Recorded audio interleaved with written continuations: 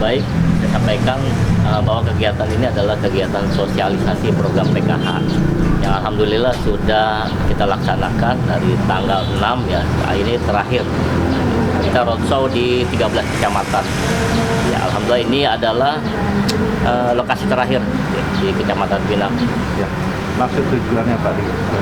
Jadi karena saya sebagai ketua PKH ya, jadi maksud dan tujuan diadakannya ini inisiasi dari Dinas Sosial ya.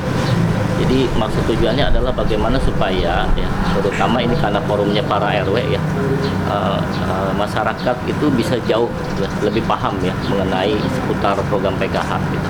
Walaupun mungkin kita tahu ya, program PKH itu sudah berjalan sejak tahun 2015 di Kota Tangerang.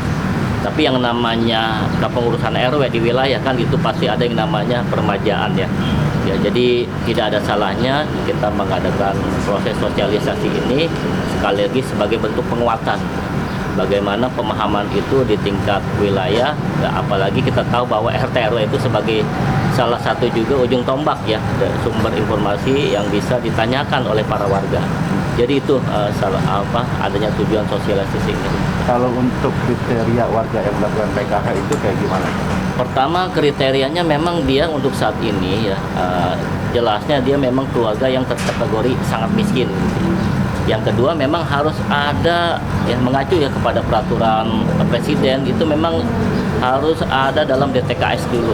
Jadi tidak hanya dia terkategori miskin, tapi dia juga memang harus terregistrasi ya dalam DTKS. Ya. Kemudian selain miskin dia juga harus ada syarat komponen, di mana program PKH itu juga ada 3 komponen. Pertama, komponen kesehatan yang terdiri dari ibu hamil dan anak usia dini. Kemudian komponen pendidikan yang terdiri dari jenjang SD sampai jenjang SMA. Kemudian komponen kesehatan dari lansia ya, umur 60 tahun mengacu pada Permensos lagi. Kalau sebelumnya 70 tapi balik lagi ke Permensos jadi 60 tahun untuk lansianya. Tapi lansia juga lansia yang ada dalam keluarga, bukan lansia yang dia di luar kakak ya. Kemudian kategori disabilitas berat itu pun harus ada dalam keluarga.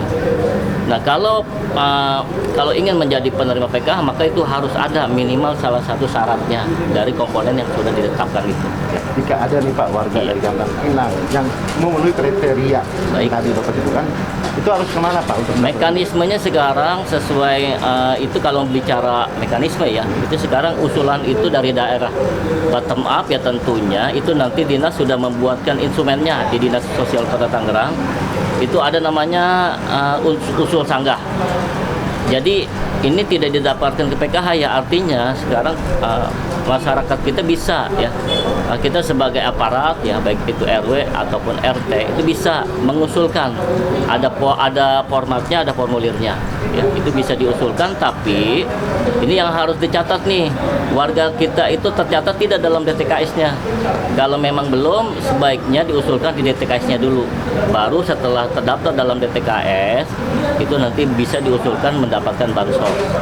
Jadi prosesnya seperti itu, jadi bottom up, dari bawah nanti baru atas gitu. Tentunya secara berjenjang. Kalau sekarang itu nanti RT RW kemudian mengetahui juga tentunya kelurahan.